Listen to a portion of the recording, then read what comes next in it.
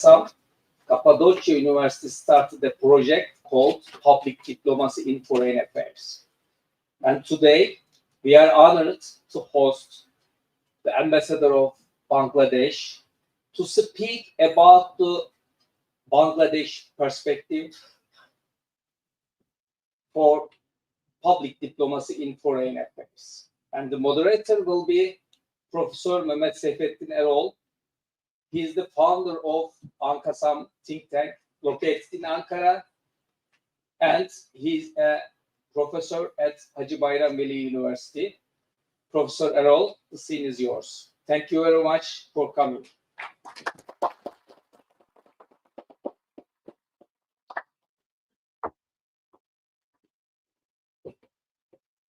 Thank you, Mr. Chairman.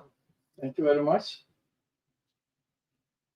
Distinguished guests, my dear colleagues and students, welcome.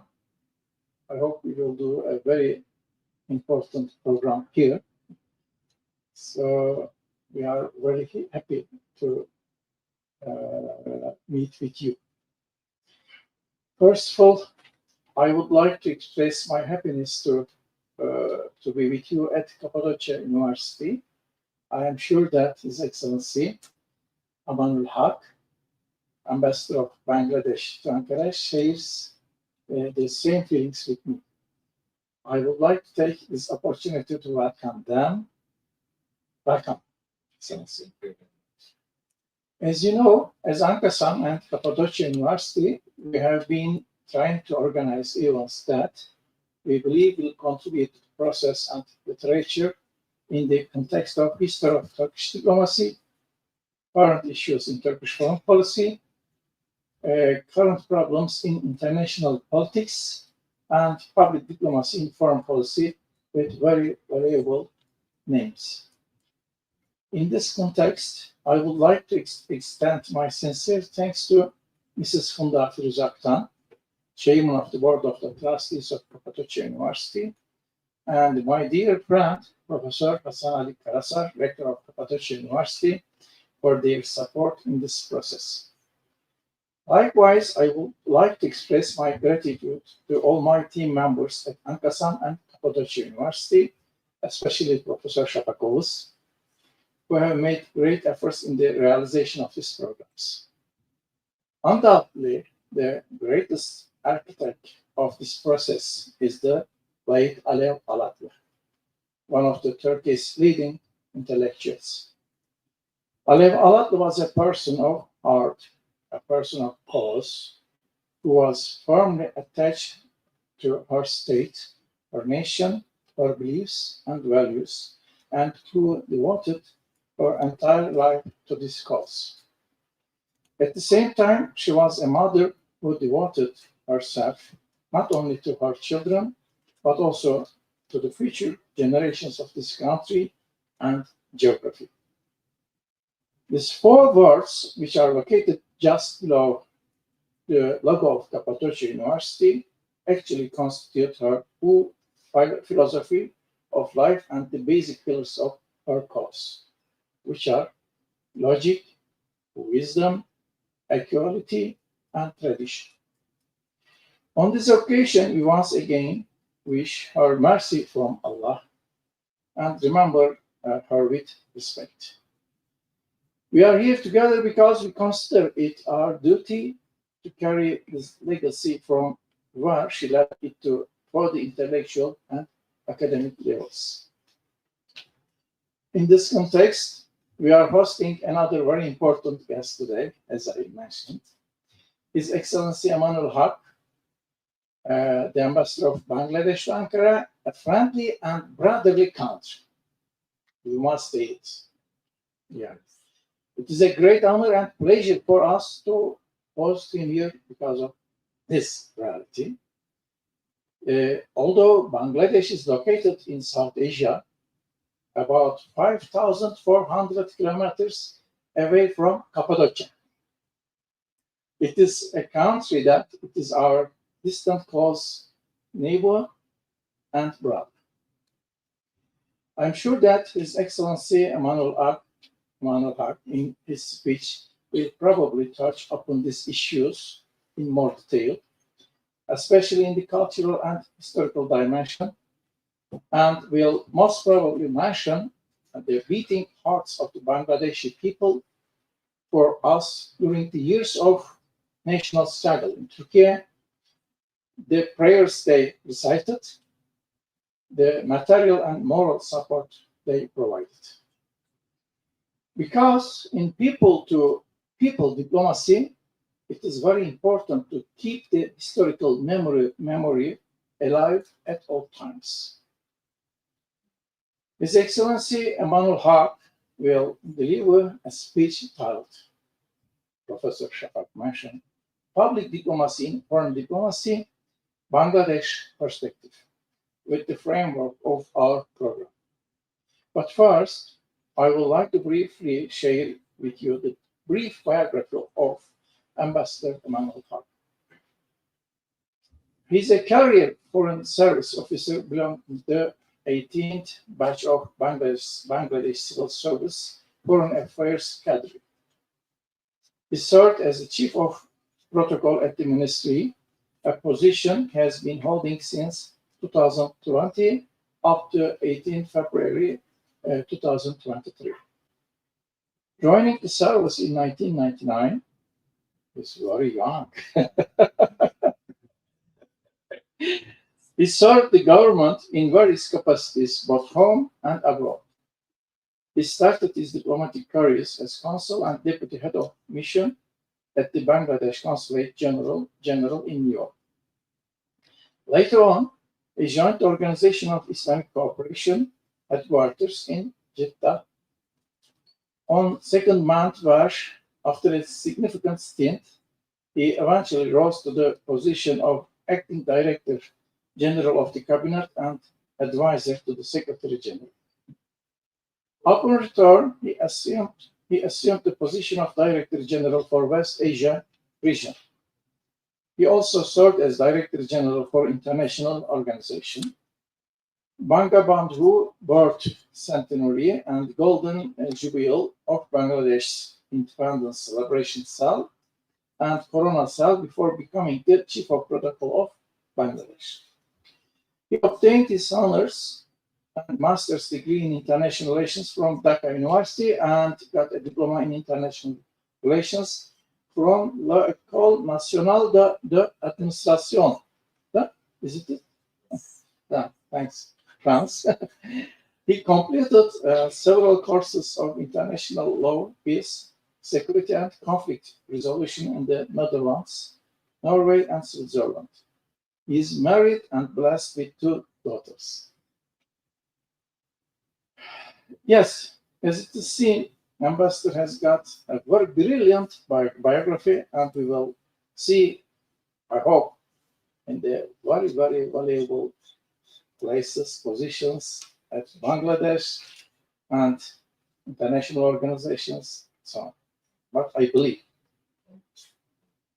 To remind you again, this program will also be broadcast live in all social media platforms of Kapadokya, including Kapadokya University YouTube. Our viewers, as usual, can ask their questions via the WhatsApp number that will be indicated on the screen. Our colleagues and students, yes, who are here can also ask their questions to Excellency Ambassador Amanul Halk. Those who didn't have the opportunity to watch today's event, which we believe will make an important contribution to the literature, can watch it in YouTube after the program. Yes, please, welcome.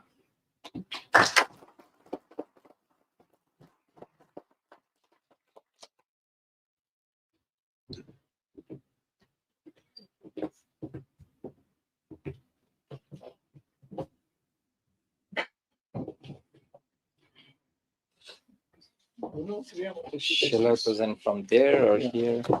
No, I mentioned briefly from the program. So, Excellency, Pro is now with you.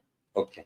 No, I'm saying that shall I use the rostrum or sitting here? It depends on like if Yeah, you This can one is also better. you can talk. No, Okay, it, no, it depends whether on I can you. choose. Okay. Okay. No, it's fine. Okay. First of all, can you hear me? First of all, hoş geldiniz, right? It's a thing. And thank you very much, Professor Erol, for giving such a precise and a little bit elevated description of my career and my background. I am really humbled by that. But so far, I feel that I feel a little bit intimidated, by the way. But when I look at these faces, so young and brilliant minds, and mostly I think students of international relations and other academic fields as well, because I'm not an academician. And when I look at people like Professor Erol and then Professor Shafat and others, I feel, and they were just telling me that it is being broadcasted live on YouTube, right? So if I do any mistake, just forget about it. Like probably it will be in English, so many people will not notice that. But thank you, and thank you very much at the beginning for considering me as a person that who can speak on this topic, this public diplomacy. Definitely, I brought a kind of prepared text. I'll try to go through it, but I would prefer it more like interactive session. So that will kind of engage, like as when we were students, we would try to sleep actually at the back when this sort of lectures are coming. So now I would like to avoid that, so that you can ask me any question during the time of a presentation as well. Like when I'm talking, if you feel that you want to know something, that you can raise hand and we can take the questions in between. First of all, one question from me actually to you. Bangladesh, how familiar are you with this subject? Like in the, not the subject, how familiar are you with this word, Bangladesh? Does it ring any bell, or you know it because I am coming today as an ambassador of Bangladesh, like this? That's what it's just general thing. If anybody knows anything, where it is, or like what is the population, and what is the like makeup of this country, anything, 1-2 word sentence, anything from any of you. Anyone? That means like before today you didn't hear about it, right? Is it so? No, I think first they prefer listening you. No, that I understand. But when I'm talking about public diplomacy in Bangladesh, yeah. it's nothing. No, it's Sometimes English might be a problem. Oh, okay. I told that we can translate okay. if you would like. Just one person. That will be a bravest person in the like whole room. I think if somebody stands up and says something. Yes. Okay, we got one. Yes, sure, sure, please. True. In a way, like it's a quite hugely populated country. A good start, actually. Yeah. Good start. Yeah. Okay. Yeah. Any right. other one? Yes. Please. Yeah. Yeah. Yeah. Fantastic. Fantastic. That's it. So, but he says the location of Bangladesh. yes.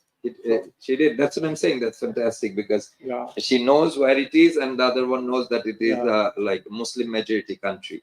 Yeah. So this is a kind of good start by saying. Yeah. But let me start, as Professor Erol actually insinuated at the beginning, that the relationship between these two countries, we are like from here it is 5,400 kilometers, you said, but it is I think the closest one heart to heart. Yeah. Between these two countries, Bangladesh and Turkey. 1 millimeter. Yeah, 1 millimeter. Yeah, please. Go. Ben Türkçe olarak söyleyeyim. Yes. Geçenlerde haberlerde Bangladeş'ten gelen bir yük gemisinin tekneye çarptığı hakkında bir haber gördüm ve şöyle. Bunun hakkında bilgim var benim. Şimdi translate edeceğim. Was there an accident recently? Yük gemisini normal bir Cargo ship hit each other and there were 5 Death. people Death. died there. And I think this ship She was- closely follow It the belongs to news Bangladesh. in No, Bangladesh. that's Yeah. what I'm saying. That this So- is also very kind Interesting, of yeah. interesting and encouraging. Actually, Yeah. Yeah. Yeah. he was telling me in Turkish, he's shy to say in English, but he Please. knows something about the regime change in Bangladesh recently. Where is Elif? Oh, she's there. Like she can also translate. If you speak in Turkish, then definitely she'd be able to do. But the first, Dr. Yeah, Professor yeah, Erol, please. how much time do I have for this? At least 1 hour for you. Oh, okay. Thank you. Then no, we At can be least. relaxed. I don't So, need to be. Till 90 Yeah, please. minutes. Sayın öncelikle hoş geldiniz, sefalar getirdiniz. Var İngilizce bilmediğim için sorumu No Türkçe problem. yöneltmek istiyorum. Unfortunately, I cannot speak English in Turkish. Türkiye ve Bangladeş arasındaki ikili ilişkilerde kamu diplomasisi nasıl bir rol oynamaktadır? Özellikle eğitim ve kültürel işbirliği konularında hangi adımlar izlenmektedir? Question is kind of early. He is asking what does play main role in public diplomacy between Bangladesh and Turkey, which you will talk. Definitely, I will speak Maybe about it. after Thank you. that. Thank you for the question, sir. I Then- think format will change a little bit, Shafak. So, It looks like. yeah, yeah. No problems. Okay. Anything? Oh, no. Okay, it's for that. No problem. You are free, Excellency. Okay. No problem. Thank Very you. interactive program. Yeah. Let me then, it is, as I said, that interesting to note that at least the students are following. And, but I would say that if I ask the same question about Turkey in Bangladesh, probably the responses would be a little bit more higher than this thing. Let me start alluding to what you have said, that why Bangladesh and Turkey, we are calling each other friendly and brotherly countries. If not Yeah. Arkadaş, it is Kardashim, right? Yeah. Because you see, like during the independence struggle of Turkey, at that time there was no Bangladesh. At that time it was the Indian subcontinent. But the part Bengal is a part like from where Bangladesh came today. Bengal is the one, the Bengali Muslims are the one who supported Turkey with all their heart, actually. Physical, emotional, as well as like materialistic, as you have rightly alluded. I can give you an example that the ladies, the Bengali Muslim ladies, we by culturally we wear like the ladies wear a lot of ornaments, and particularly gold ornaments. And during this time, when people were going door to door with a cloth in hand, and they used to take off their ornaments and put it there in order to support the Turkish independence struggle. And you can find it in the Turkish Foreign Ministry website, the way when we are talking about Bangladesh and Turkey relations. And as a kid, as a child, I grew up learning about Mustafa Kemal Atatürk. A very famous poem that was a part of our textbook, which was written on him by our national poet. So whatever I'm talking about now, these are a part of public diplomacy. It has nothing to do with the diplomatic practices of government to government. It has nothing to do with the diplomatic or trade or economic relations connections, but it is between people to people, whom we call public, and that comes in between strengthening the relationship between two friendly and brotherly countries, and that is diplomacy. So this is what actually is public diplomacy that we are talking. Actually, as I said that I have some prepared texts in my hand. Whether I'll be going.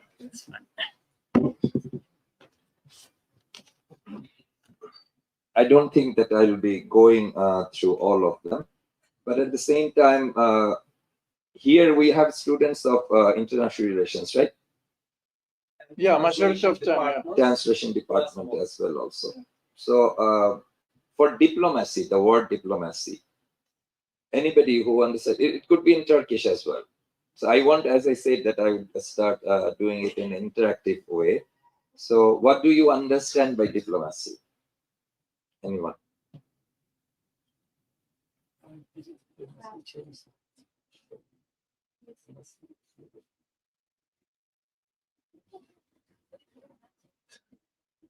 Okay, diplomacy is actually, we call it art of negotiation. Diplomacy, it is a very old concept. Like the way we understand diplomacy nowadays, it is not the same that was being understood like 300, 400 years old. And we said that specific diplomatic practices actually originated from, it is said in this way, I'm not like vindicating it, like the French are the ones who actually started it, the ceremonial portion of the diplomacy. Diplomacy earlier used to mean that a representative of a country going to another country and maintaining all the very formal and ornamental relationship, like an envoy going to another country and dealing with certain issues. Because, you know, like in Europe, in the medieval era, it was the royalties who used to fight with each other. Okay. And sometimes it was like that one envoy from one country, like so for example, from France, one envoy is going to England, and he spoke to the king in such a tone or something, the king said that cut off his head. Or cut off. It is his usually. That time there was no hard diplomacy. And in order to avoid that, there were some rules and there were some norms. I shouldn't say rules actually. There were some norms and etiquettes were established that you cannot like kill an envoy. This is the very basic, the first thing and everything. So these envoys later on became to known as diplomats, who used to go and kind of strengthen the relationship between two countries in order to avoid war, mostly at that time. So this is from the Western perspective. What is then whatever they used to do, that is called diplomacy. And at that time, it was known as art of lying. Lying in a way so that you can lie and make it sound like it is the truth. That was diplomacy at the point. Gradually, it became like art of negotiation instead of changing the word from lie to it doesn't seem nice. Professional lying. Yes, professional lying. And like you see, like at the Western ideas, but if we think about the Islamic history, if we think about, like, as we are Muslims, our Prophet Muhammad Sallallahu Alaihi Wasallam, that during that time there were also envoys sent to different places. Yeah. Think about the crusade time and everything. Yeah. There were envoys, and they had some norms as well. Like during the war, you cannot kill like women and children. These were the norms. Sometimes you can say that these are like rules of war, but at the same time, this falls under the like purview of relationship between two entities, like two states or two countries, to royalties. So diplomacy has been a very old profession from the very beginning. But as we said that earlier, we could used to tell it like art of lying. But if you think about today, that as a Bangladeshi diplomat, I'm going to the Turkish Foreign Ministry, and Turkish Foreign Ministry is asking me that what is happening in your country? We hear that there are some problems among the government, that it is being changed. And I tell them, no, Excellency, these are all wrong. This is absolutely fine. Nothing is going on and everything.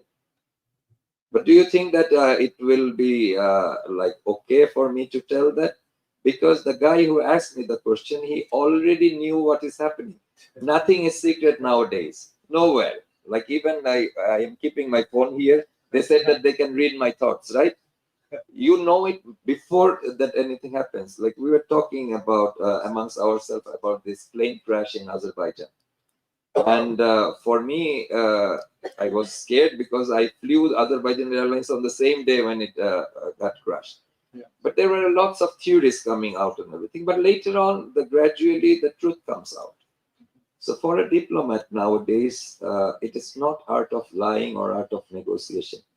It is an art of presenting a fact in such a manner which will be used in a better way to strengthening or cementing the relationship between two nations.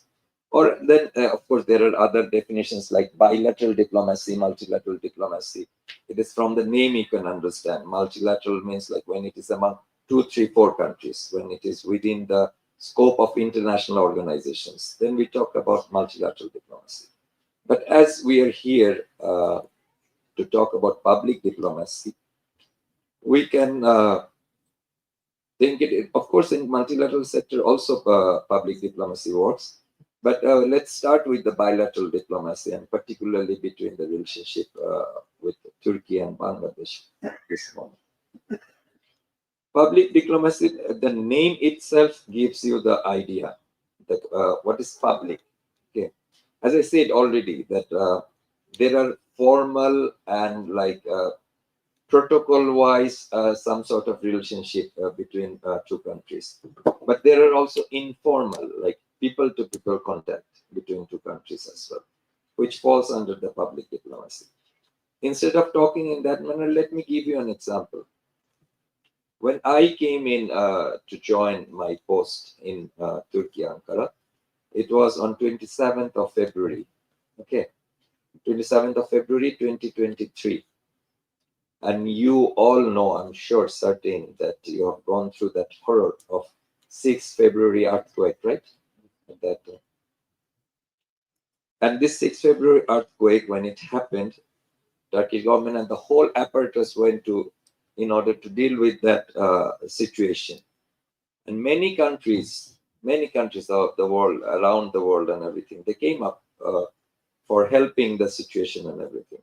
Think about Bangladesh, a small country, which is 1/7 in the size of Turkey. Okay, it is like Turkey is 7 times bigger than Bangladesh, but it has a population of 185 million, which is double than what Turkey had. A country with very little significant natural resources. Okay, lots of mouth to feed and everything.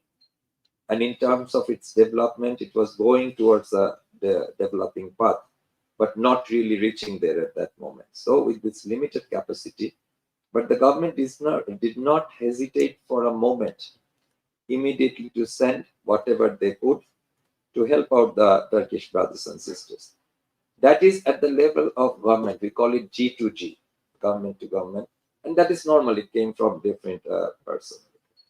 But following that, it did not stop there, because government has limited capacity, fine, but people, they do not have limited capacity. On March 26th, still in the Daily Sabah, I was reading that people of Bangladesh and Pakistan are still continuing to send support in forms, in different forms, like cash and kind, coming for the Turkish people. That is what called public diplomacy. That is more strong at this moment when people know each other, like being 5,400 kilometers away, but they know each other, they feel for each other, and then they take actions about it. Following that, I came and I said it was only 1 month. Then I received a call from Turkish Ministry of Agriculture and Forestry. They said that come here and we are making a forest with trees planted by the countries who helped us. And I went there, I planted a tree, but you see the difference between, but there are a lot of European countries, the big ones, the US and others, they were present because they gave significant amount of support. But the minister came, and when he heard that I am the ambassador of Bangladesh, he held me by hands and he took me to the place and he said that you plant the tree first. That is what is the strength of public diplomacy, bringing people together. And that actually smoothens the way of achieving the government objectives between these two countries.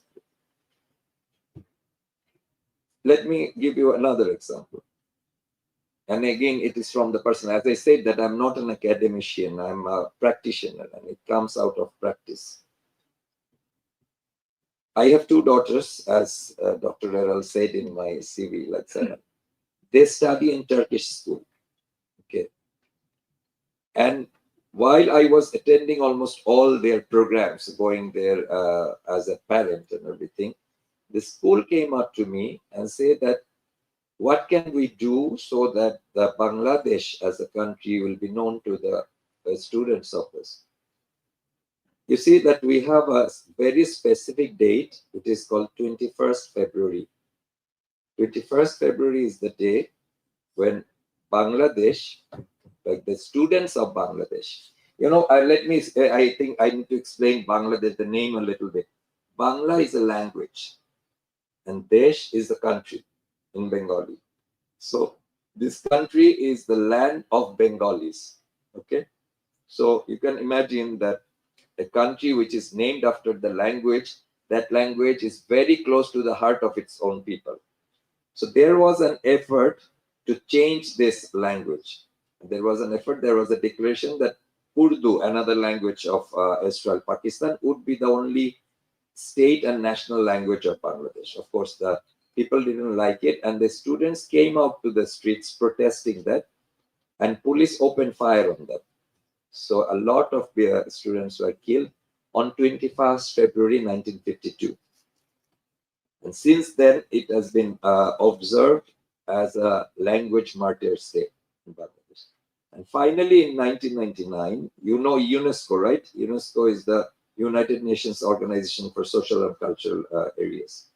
They declared 21st February as the International Mother Language Day in order to celebrate and observe all the mother languages. And I don't know, you would be surprised to know that every day at least 3 to 4 languages, like living languages, are dying in the whole world.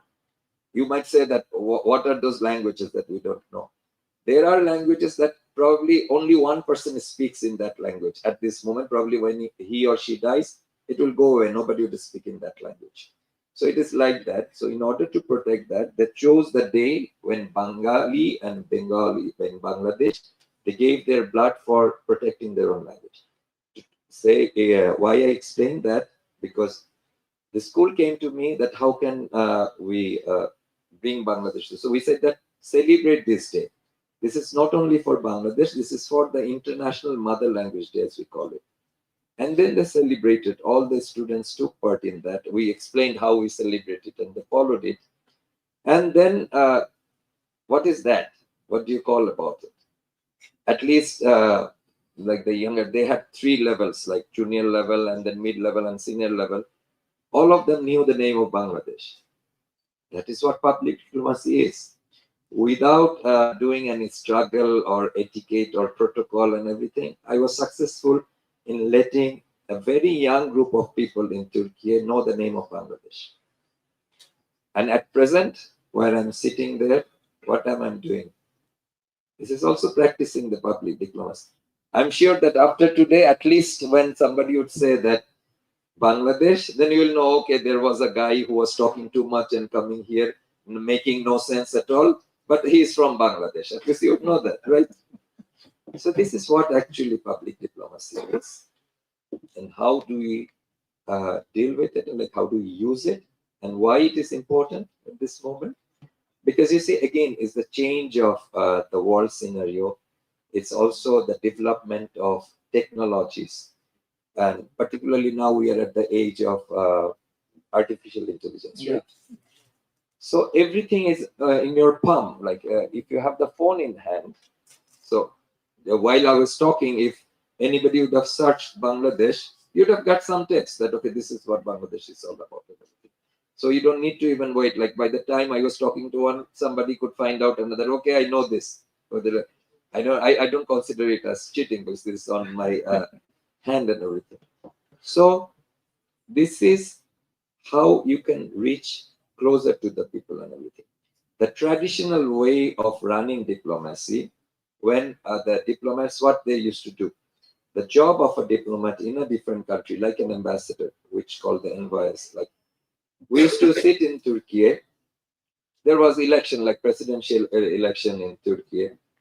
We would have watched it and analyzed it, gone through different reports in the newspapers and everything. Then I write as an ambassadorial report for my headquarters and send it to Bangladesh Foreign Office.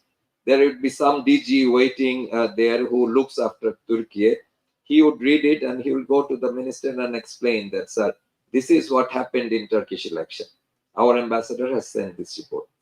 Do you think that it is still valid? How come? By the time I will do that, even I will finish typing, it will be on the phone of my minister himself. If he is interested or she is interested, she will be looking at what happened in Turkish election, right? So, but that brings us to a question that whether diplomacy is still valid. That, okay, what are you envoys doing? You're going and talking. We can do business with between B2B, like business to business people. We can go and talk. We can do many other things like without even taking the help of that.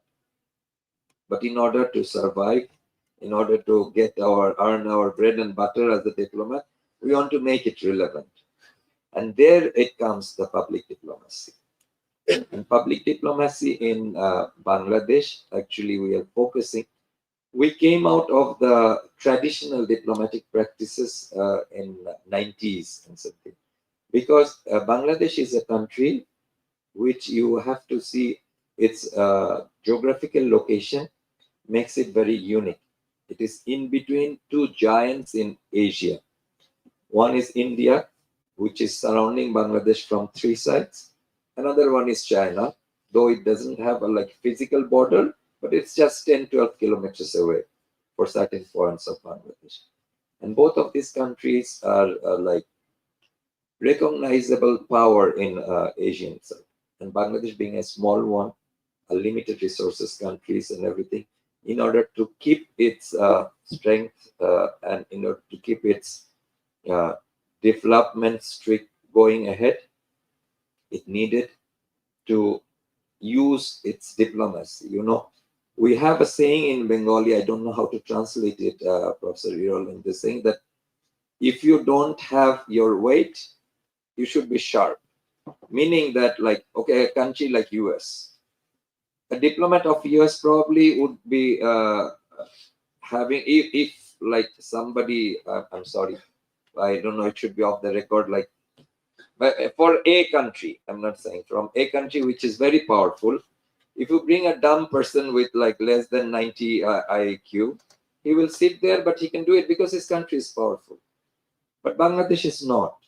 So the diplomat of a Bangladesh has to be sharp, has to be intelligent in order to make some mark in diplomacy. So that's why we kept our relevance alive. Okay, diplomats are there and everything. In order to go towards a country in Turkey, Turkey, to establish and strengthen relationship, avoiding the suspicion of these big giants, that really needs your skill. And that is how, instead of going into the traditional diplomatic practices, first we started focusing on, again, another term, economic diplomacy. You know, during the 70s and 80s, during the Cold War era, I'm sure that international relations students will understand that Cold War was, at that time, the two superpowers, Soviet Union and the US, and they had their own blocks. And they did not have physical war, but there were psychological warfare in between.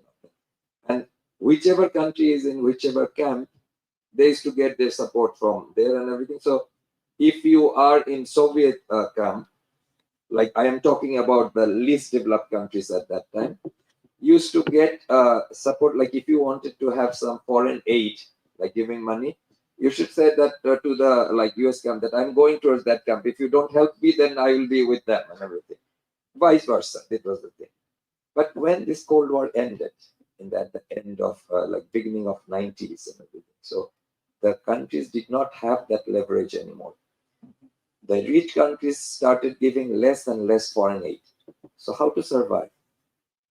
Nobody will give you free money. So you go for economic diplomacy. Yeah. So you started building your economic relationship with the countries. But if you put, as we said in English, that if you put all your eggs in one basket, that would put you in risk. If as Bangladesh, as we are surrounded by India all from three sides, small part with Myanmar, then what would happen if we only do business with India? India wants to control us, they can do it immediately. So we need to look for other resources, and Turkey is there. Turkey is a country which has always been there, as we said, like brotherly country. But of course, our relationship on the economic side did not develop as we expected, because like Bangladesh had like also were at a very primary level of its development. But then economic diplomacy is also has started getting kind of regular. Okay, you have investment, you have business and everything. If you don't get your profit, then there is your relationship. So how can you tackle that? So if you establish relationship between people to people, the contact with each other, when people started loving each other and everything, then whatever the government is deciding, there has to be some good impact on that. Like say, again, normally we say that when we talk about this thing, we follow Chatham House rule, right? It won't be used and everything. So Turkey and Bangladesh face some difficult stages of relationship at certain point. Mostly before 2016, Bangladesh was taking some decisions of trying some war criminals who were liked by some of our neighborly countries, and they could convince Turkey that Bangladesh is doing it, being influenced by other countries. So Turkey kind of stalled the relationship a little bit. But then after 2016, there happened something, you know, the military coup, which happened in 15th of July, right? If I'm not mistaken. There was a change in the attitude of Turkey towards Bangladesh, because Bangladesh immediately stood by the government, saying that we do not support any military interference in the diplomatic, in the democratic practices. So Turkey thought that, okay, this is a country which stood by us like thick and thin. So why not we think about it in a different manner? And then with that thing, the people to people contact started increasing. And in Bangladesh at that time, we were also focusing on public diplomacy sector. So our ambassadors, they started like doing it more, going to the universities, going to think tanks, discussing about the country, talking about the personal relationship between the people and everything. So that's how it gradually increased. Now, okay, I'm sure certain if you go to Istanbul, Istanbul is a place where it's a mixing pot, right? Like for the tourists and everything, for business people as well.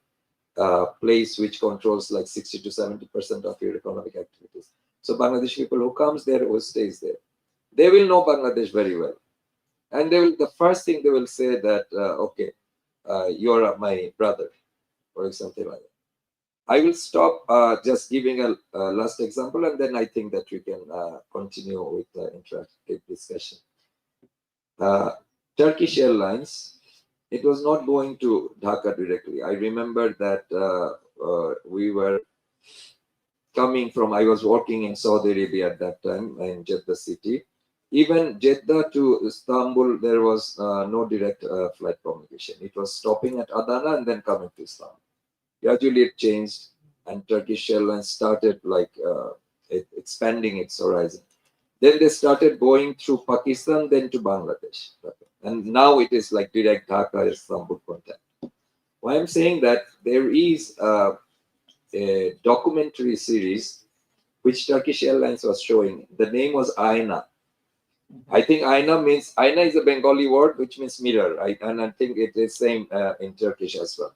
We have a lot of similar words because it came from the like Islamic origin and other thing.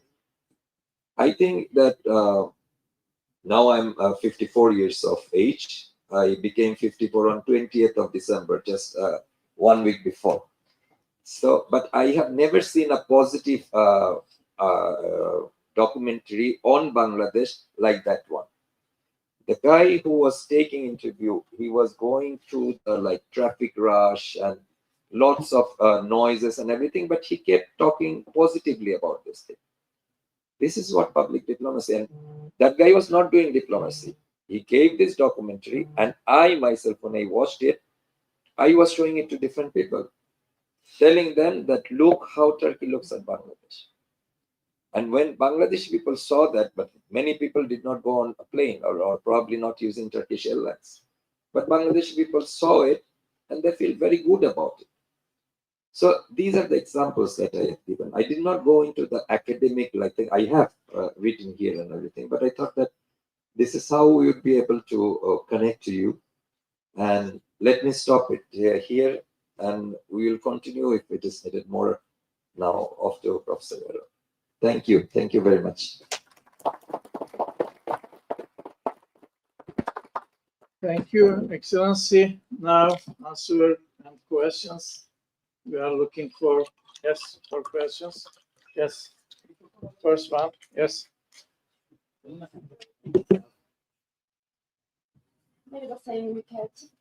Son zamanlarda Türkiye'nin savunma sanayi alanında yaptığı çalışmalar bir politik açısından önemli gündem olmakta. Türkiye olarak neler düşünüyorsunuz? Teşekkürler.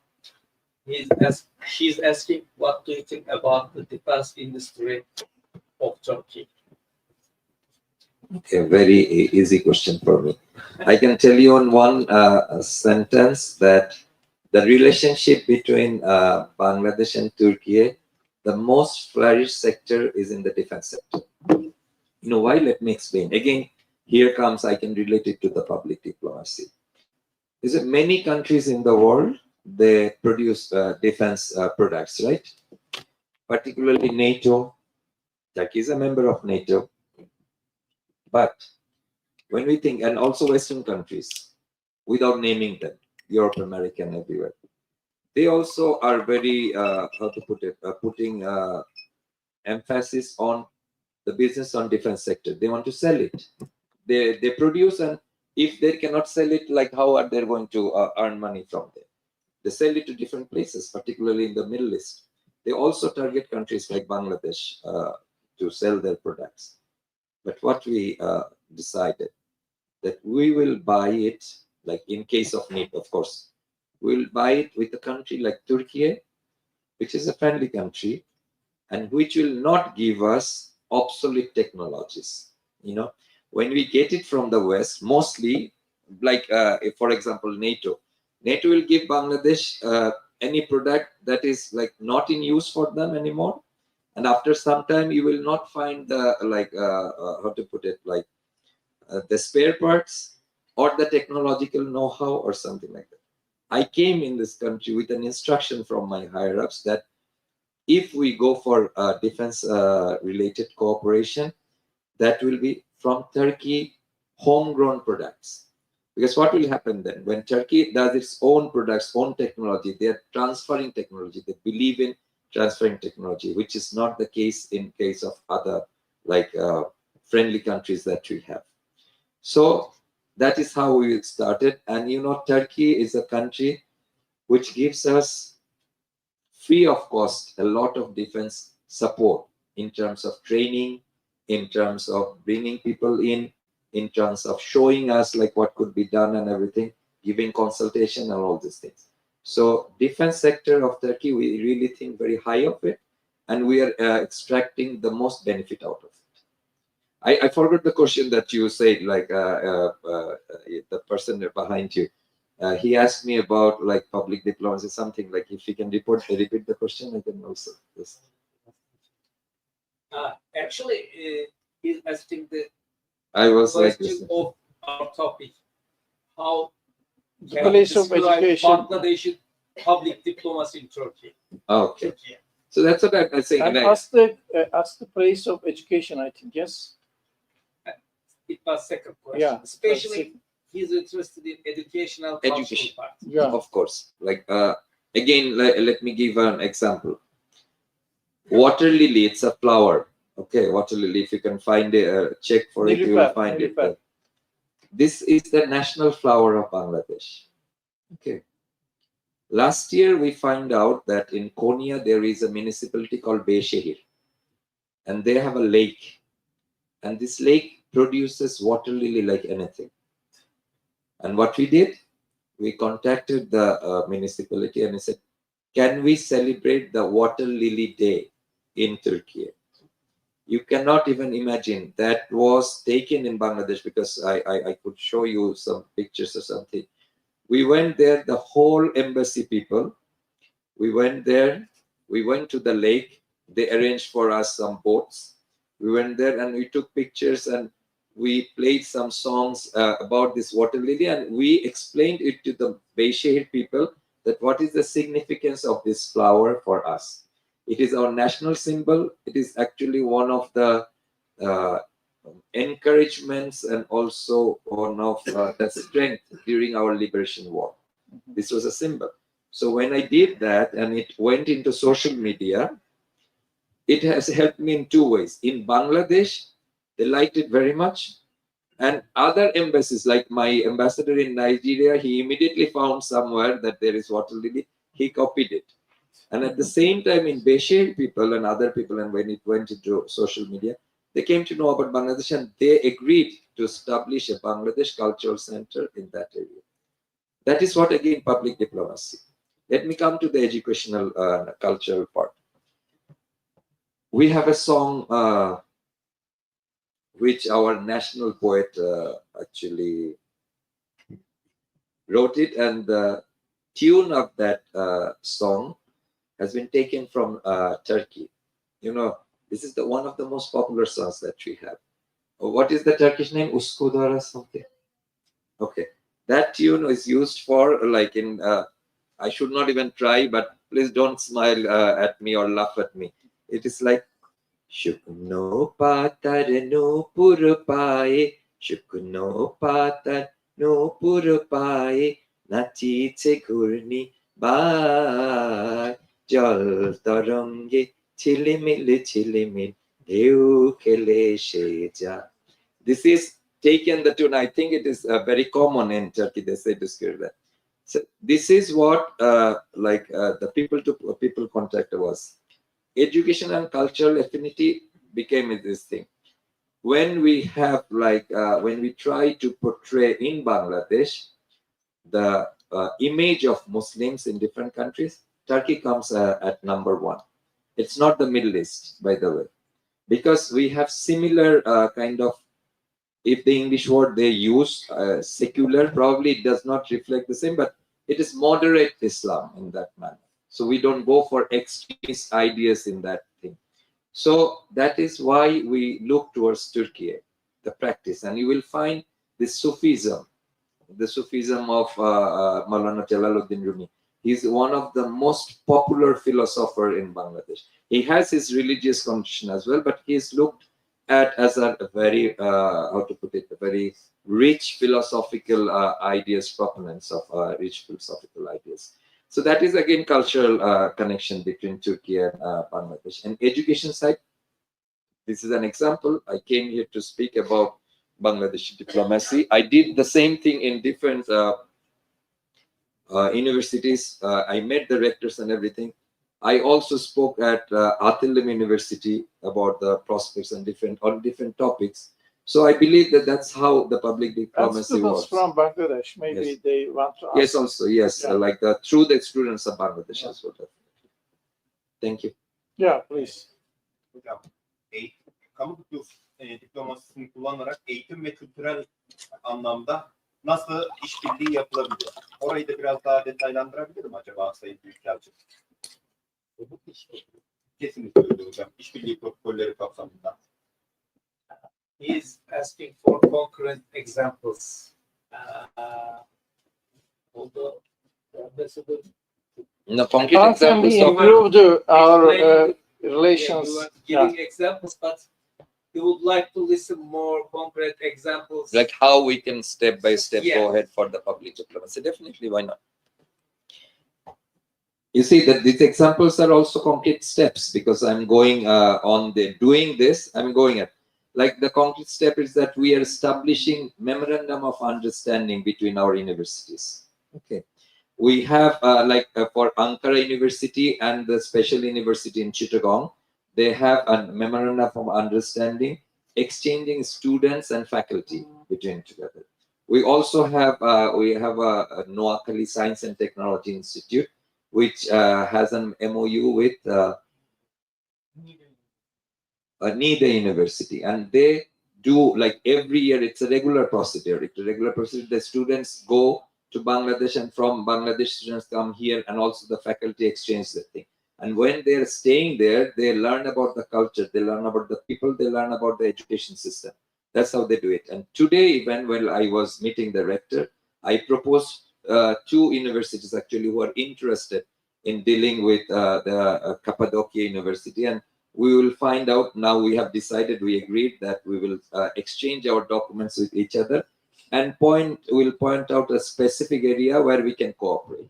So these are the concrete examples. And cultural sector, of course, like you won't be able to know that how many cultural groups exchanges are happening between, but not at the G2G level. It is more like the best example. I don't know who watched this Sultan Sulaiman, the series.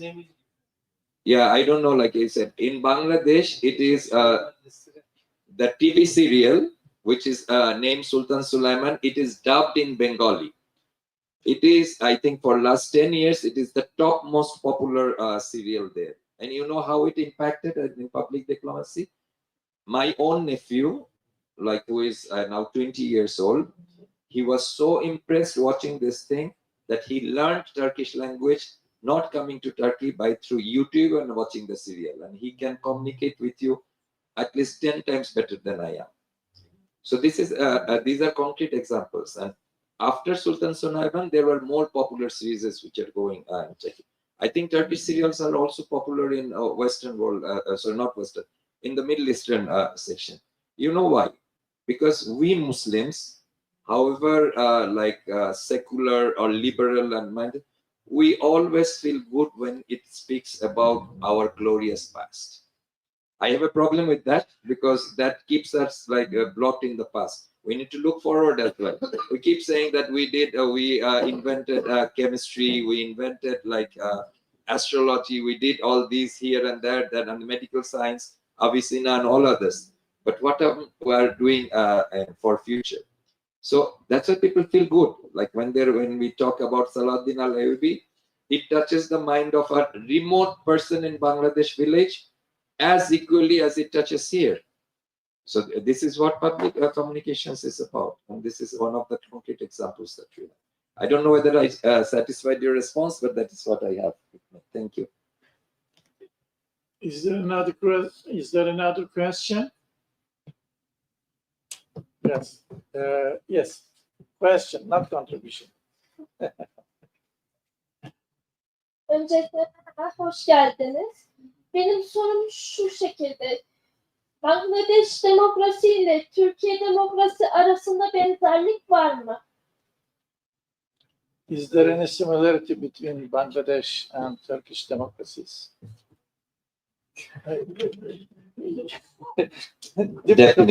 Definitely. No, it's similar. You know, democracy is a concept, which is concept like it's the rule of majority, right? This is the concept of democracy.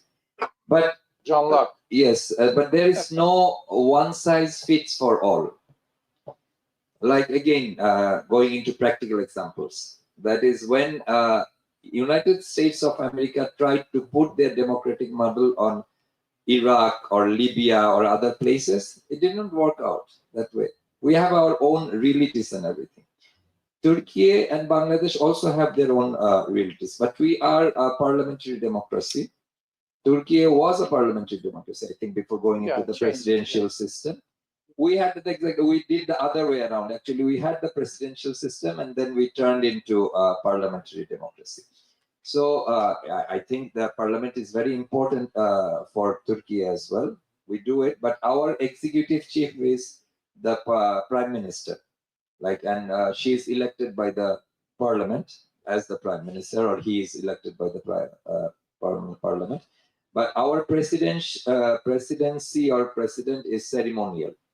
He doesn't or she doesn't have the executive power. Okay. So, but the issue is run by the same. The executive in Turkey is president, in Bangladesh is the prime minister. But the way they execute their authority, it is the same. They do not have much difference. But there is one specific difference, I think, about the election procedure of the parliament members. In Turkey, I think it is the percentage based, like on the list and everything. But in Bangladesh, it is individual member of parliament who gets voted to come to the power. So in general, these are the things. Of course, we can make a list of like the differences and similarities, but more similar than different. Thank you. Yeah. Okay, can ask. Hello, thank you for your presentation. I want to ask a question about the future of these two countries. What would you think about the future of Turkey and Bangladesh? What will happen in the future for diplomatic stance? Okay. Prediction of future probably is for like the astrologers or something, but I would definitely I can tell you from the diplomatic perspective. Like the other day, I went to visit a company in Turkey who deals with simulation programs, particularly in the defense sector. But we were interested in traffic control mechanism. I went there, and the CEO of that company, he was a student of international relations. So he asked me that whether there will be Third World War soon. You see, kind of like the future you are thinking about. And the interesting thing was he was very convinced about it as an international relations. You know, the international relations, we call it, this is not physical science, it is social science. It depends on the social behavior of people. So he had his own arguments why the Third World War will happen. I said that no. I'm a pragmatic person, I'm positive as well. So I don't see in near future because Third World War will be the question of survival of all, actually, right? Yeah. They say that the Fourth World War will be, I cannot say what would be the Third World War, that Fourth World War will be with sticks and like knives and something like that, because there will be nothing left. So from that understanding, I believe as a student of international relations, we all know about deterrent, like deterrent factors. In Cold War era, nuclear weapons were really working as a deterrent. But you see now, if you look all over the world, that is not working because conventional warfare is going on. There are a lot more inventions in like, how to put it, like destructive weapons and everything. Okay. So these two countries feature, let me talk about my country and then how I see Turkish development. My country has gone through a real difficult change. We had a government for 16 years in power, and there were grievances among the people, and people were protesting like in a very mild manner, but there was a very simple issue of getting into the government services. The students came out to the streets protesting because we have quota system. Like we have to, in order to get into the government services, we have quota for different categories, like women quota, like freedom fighter quota, by tribal quota, lots of quotas. So meritorious people like the students, like who gets like on the top of the merit, sometimes do not get into the service because there are quotas reserved for others. If I can give you my example, like it was in 1999, 26 years before, we had around 108,000 applicants for the position, and 12 were taken into the foreign service. You can imagine like what is the difficulties. Out of this 12, 5 were taken on the basis of merit, and the 7 were from quota system. Okay, so the students were very upset about it, that even if I qualify, I cannot get into the job because of this quota system. So they wanted kind of reform of this quota system. But gradually, to cut the story short, like when students came out into the streets, the government actually dealt with them with excessive force. And finally, they opened fire. Very young students, like 16, 17, 18 years old, were killed. Police actually were working like you are terrorists and we are from a different country and we are killing people. So, and then it's not only the students, the people came into the street, and to cut the story short, on 5th of August, the previous government resigned and left the country. and 8th of August. Now we have a different notion. So now we have an interim government. It's not a permanent government. There will be an election to get a permanent government. But this interim government is trying to bring some reform. So as you said, how do you see the future of Bangladesh? I see it in a better position. Of course, we got some hiccups in our way of going to the development. But since 90s, if you look at the process of Bangladesh getting developed, we were stepping out. We came out of the least developed countries list. Now we are in the developing country list. So that is an improvement. And I believe with this interim government, with all their good wishes, they will take us in that path. So this is Bangladesh. For Turkey, I think you people can be very proud of your own country. We believe it in that manner because there are issues on which Turkey speaks, not other countries, like some issues like Gaza. I'm not talking it from the religious perspective, by the way.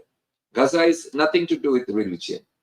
It's about human rights. It's about occupation. It's about like brutal force using and everything. Israel is not a country as such. Like now it is a reality, which is fine, but it came into being from a political plot. And it was the plot of that British Empire at that time, divide and rules policy. We are the victims of that as well in Indian subcontinent. Right? So, but Turkey is playing a role. You see that again, it's a balancing role in between in the region. The way we appreciate the way you are dealing with Russia and Ukraine both. You see, this is a political thing, but at the same time, and Turkey is known to be, from the economic perspective, like we say, we are not Turkish people. We say that it's the mini China in East Europe. You know why? What does it mean? That means that Turkey's technology, not only in the defense sector, but in other areas in the technology and everything, it's developed and it is cheaper than the Western ones, and it is not connected to any conditions when you're giving it to a country of Eastern Europe or for Bangladesh or Pakistan. So you are not saying that, okay, I'm giving you this, you have to take Turkish expert on this and stuff. If I need it, I will definitely take it, but you're not putting a pressure on that.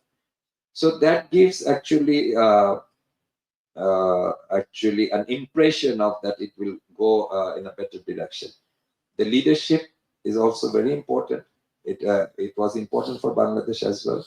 As far as we see from outside, we believe that this leadership will take you or keep you at the position that you are in the region and probably in the global arena. Turkey was not in the global area for a long time. And Turkey, as I said, now as you call Turkey, is very proud of its past. We are also very proud of the Ottoman Empire thing and everything, how we were going to Europe. And then we said we, because it was like considered as the Khilafat, you know, like as we call in Arabic.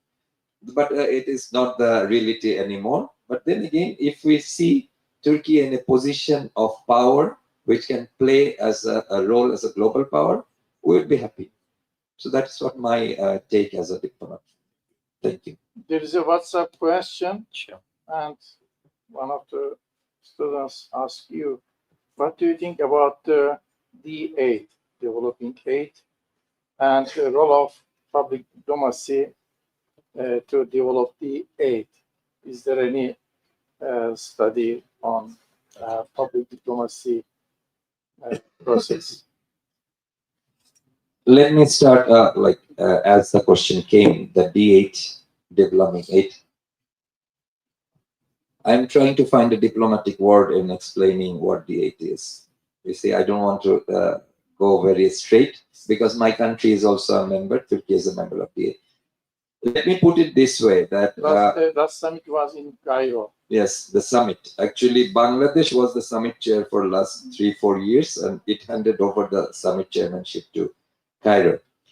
But let me put it this way: that the objective with which the D8 was created, all these years, they could not fulfill that.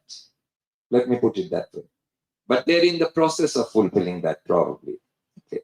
Because it's an economic bloc. And the idea behind creating this economic bloc was that this 8 countries who are Muslim majority countries can create an economic bloc among themselves, which will compete with other blocs, like EU was one or something like that. It was the objective of the founders at that moment. But then D8 remained, if you ask me as a international relations practitioner, it remained on papers mostly, because it was not that easy as well. Like, think about the membership. Who are the members of D8? We have Indonesia, Malaysia, who is more concerned with ASEAN than D8. We have Nigeria at one hand. We have Egypt, Iran. Think about Iran and Egypt relationship. We have Bangladesh, Pakistan. Okay. In order to get closer in economic terms, Bangladesh and Pakistan have to deal with India as well. And countries who are out of this bloc, they have their own mechanism of having economic relationship with in Turkey itself. It has its economic interest somewhere else than these countries. And you can ask me why Azerbaijan now are getting it, because there is one thing probably, as I know, because I am ambassador designated to D8 from Bangladesh, that is that the charter of the D8 speaks only about economic issues. But Turkey wants to speak about Gaza. It's sort of problem in that forum as well. But there are countries who say that Gaza is a political issue. But we say that no political issue can be without the economic impact on the countries, right? We cannot Whatever, separate- yes, you cannot separate these two. So it is okay to discuss Gaza with that. And Turkey, given the current scenario, that Turkey wants it to be more vibrant. That's why it pushes for increasing the members, but not like any members. Azerbaijan is coming up. It's in terms of its economic prowess, it is developing very fast. It has its own resources.